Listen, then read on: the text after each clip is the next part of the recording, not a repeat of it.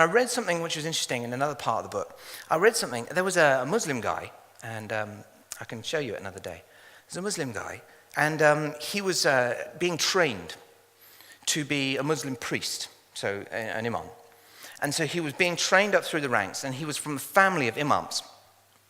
And he was in an area where there were a few Christians, and they didn't like the Christians, didn't like the churches. They'd burned some churches.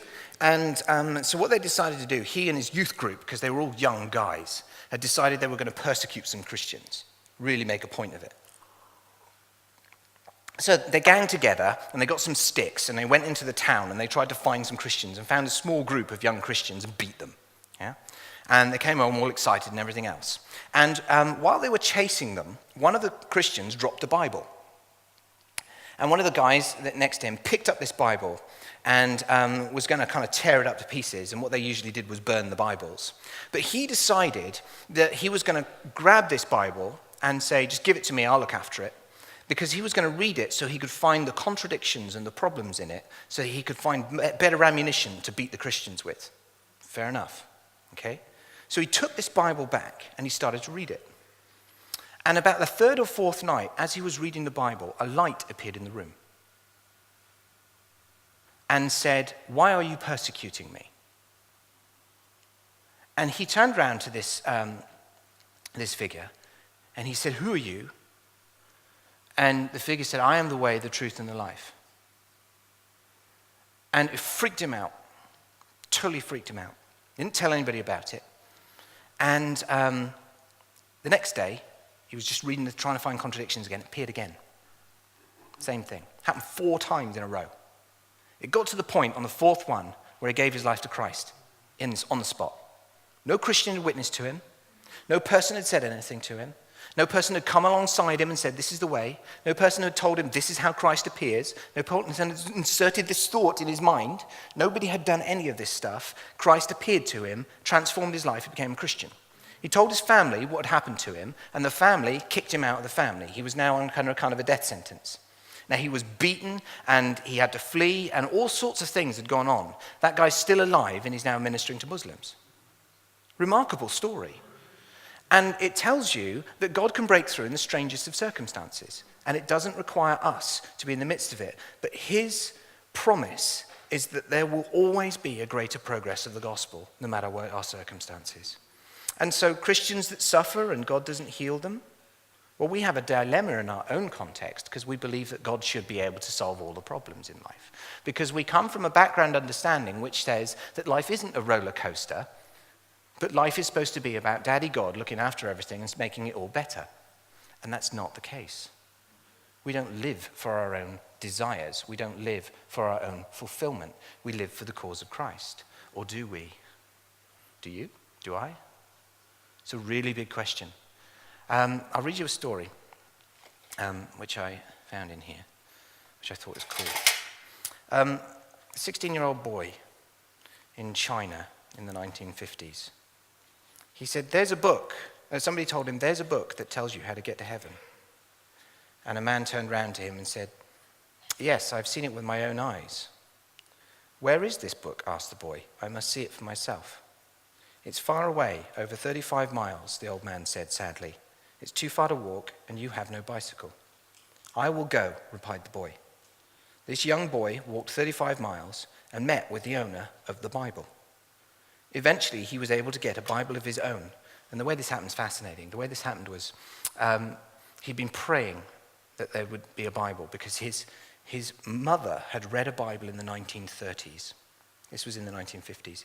His mother read a Bible in the 1930s. His father was dying 20 years later, and his mother remembered about the Bible, and they prayed to God. His father was instantly healed. The whole family became Christians.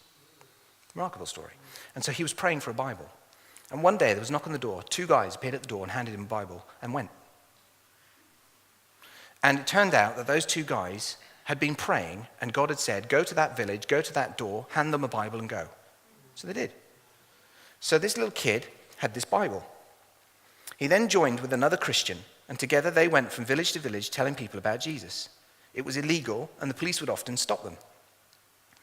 The boy came up with a way around this problem of being stopped. He had read in 1 Samuel 21, verse 13, that David once pretended to be crazy to escape from his enemies. So when the police came, the boy did exactly the same thing. He'd make a spectacle of himself and act mad. The police would laugh at him and let him go. And after they were gone, he would begin again with a serious continuing of speaking about Jesus and salvation. Before long, however, the little boy was cruelly beaten and put into prison for his faith. Afterwards, he was made to stand public trial in the marketplace. The lad was small and thin. He was dressed in rags and barefoot. His face was deformed with the beatings. And the judge said to him, "We will give you one last chance to save your life. If you leave the underground church and join the Three Self-Patriotic Church, we will make you one of its leaders." The boy remained silent because he knew the government church worked closely with the communists and would turn in house church Christians to be imprisoned or beaten. The judge brought in a doctor who said to him sarcastically, "I will heal you of your dumbness." The doctor forced needles under Yun's fingernails. When the boy passed out, policemen walked on his body saying, "Your stubbornness led to this." He was brought back to a cell where other prisoners urinated on him. His only treasure was a tin cup on which he had carved a cross. This was thrown into the toilet. Crying, he fished it out and pressed it to his heart. The little boy fasted often, praying for the Chinese churches, his fellow inmates, and himself, praying for those who hurt him, praying for those who beat him, and praying for those who urinated on him. He was finally released after 10 years, still growing in faith and refusing to compromise. The little boy was Brother Yun, and he's coming this month to speak to us. If that's not an advert, I don't know what is. Now, it's interesting. I wonder how many people are going to bother to bring somebody. I wonder how many of us have actually got that kind of guts to put our neck out and bring someone to hear this man. I wonder how many of us have got the guts to ask somebody to come to church.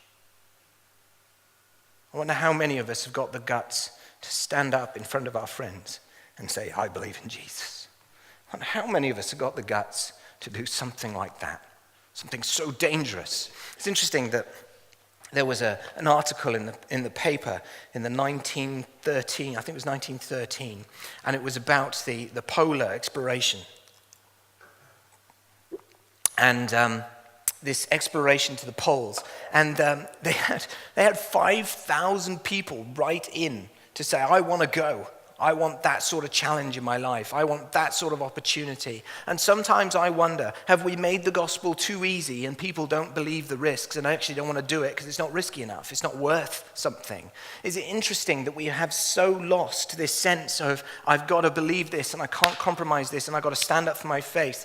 And we have so lost that, and we're so not willing to make the sacrifices anymore that people just find it unbelievable. They don't believe it. They don't stand up for it. They're not willing to go through it. And the reason I ask this question is fairly straightforward. If you were to walk on a bridge and somebody was to say to you, "That bridge has never been tested, and the only thing to ever sit on it was a feather," would you walk in confidence over the bridge? But if you looked at this old rickety bridge, this rope bridge that was swaying over, and you watched a man lead an elephant over it, and got to the other side safely, you would be far more confident about this bridge than if you'd have known there was just a feather on it.